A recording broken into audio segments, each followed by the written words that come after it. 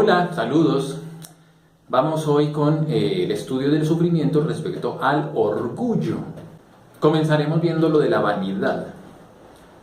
Una de las raíces o de los defectos principales del orgullo.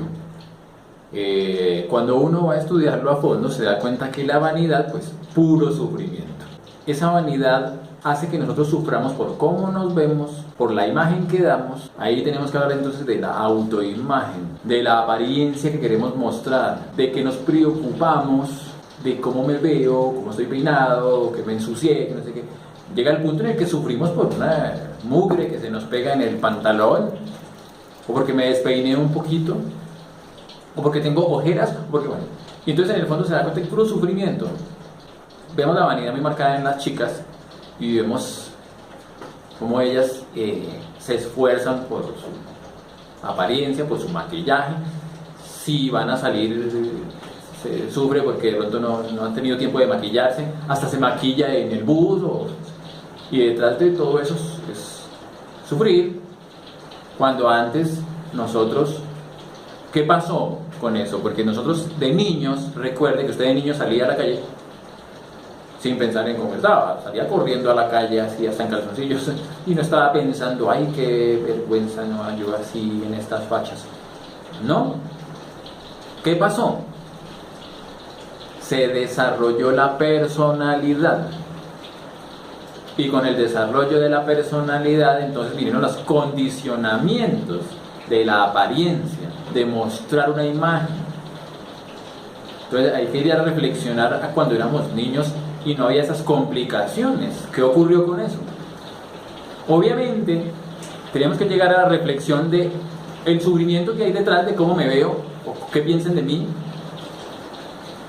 y cómo eso me complica y hasta dinero se gasta. Bueno, esto de la vanidad y una cantidad de cosas, sin llegar al extremo de no, entonces podemos salir a la calle como gamines, oliendo mal o desnudos. No, porque pues igual estamos en una sociedad y en la sociedad hay que aprender a convivir y a la sociedad la mueve la personalidad. Entonces no podemos chocar con la personalidad también del otro, pero tenemos que morir dentro de nosotros y reflexionar respecto a lo que estamos diciendo.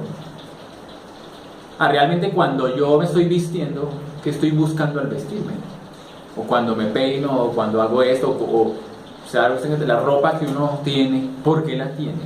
Del color que la tiene, del diseño que tiene. Para que ya dejemos de padecer ahí que cómo me veo, que cómo me verán o qué pensar.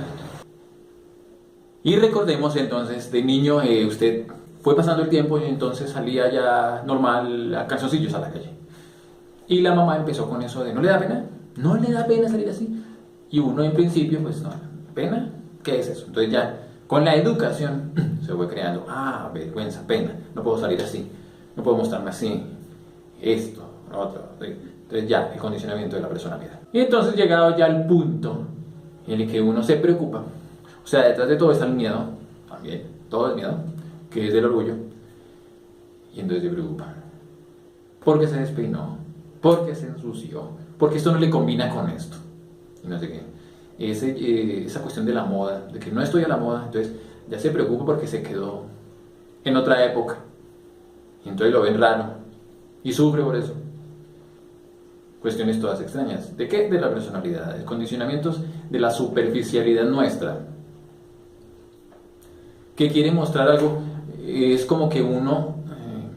estamos podridos por dentro y pretendemos mostrar algo diferente por fuera. Eso. Entonces, bueno, ahí con ese punto de la vanidad estructura todo en nuestro comportamiento y en cómo nos vestimos y bueno, una cantidad de cosas. Entonces hay que...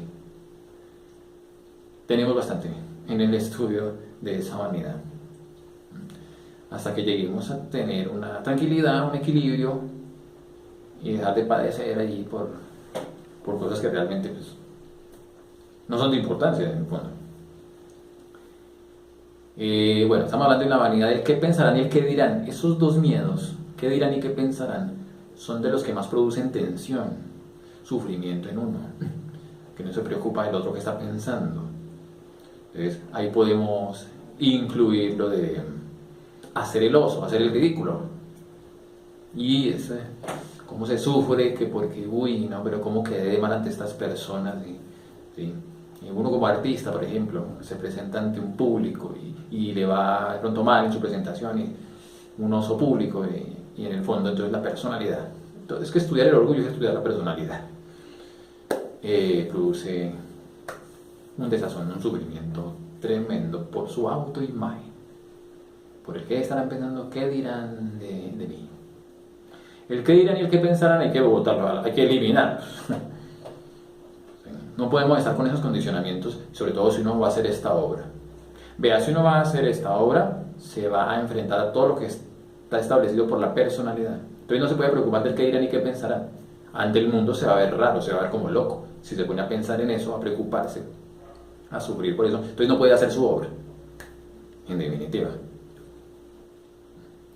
Entonces bien, hay que ver eso del miedo escénico, ¿no? De no querer presentarse, por ejemplo, respecto a la enseñanza, que es enfrentar a un público.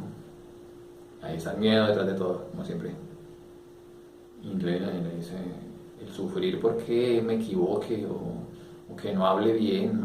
Bueno, ahí está, detrás de ese sufrimiento por nuestra imagen. No hay sino egoísmo porque estamos pensando en nosotros. Y no es de enseñarle a nosotros por encima de lo que piensen o digan. Bien, estamos hablando en sí de preocupaciones.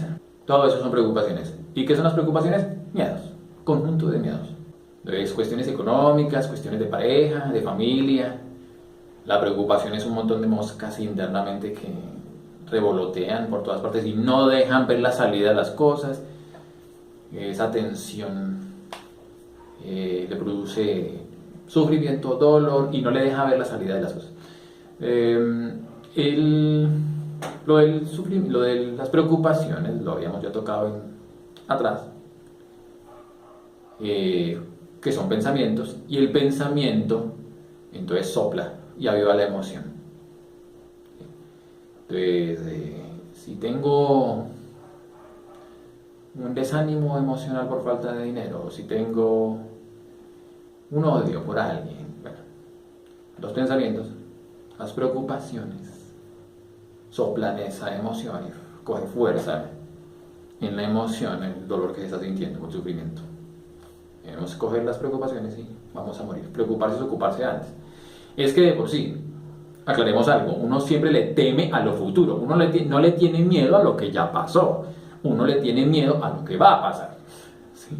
Entonces, está sufriendo por algo que no ha pasado, está futurizando, piensa en lo que podrá ocurrir, en lo que podrán decir, lo que podrán pensar. Siempre el miedo es a lo futuro, ¿no?